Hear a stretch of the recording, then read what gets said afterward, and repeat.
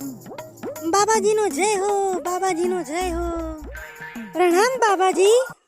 બોલો બચ્ચા, શું તકલીફ છે? બાબાજી હું તો કંટાળી જઈશું, હેરાન થઈ જઈશું.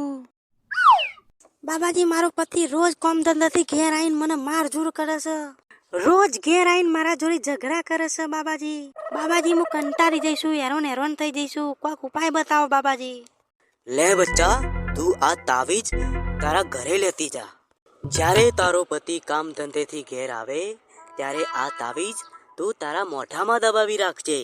ઠીક છે બાબાજી, ખૂબ ખૂબ ધન્યવાદ.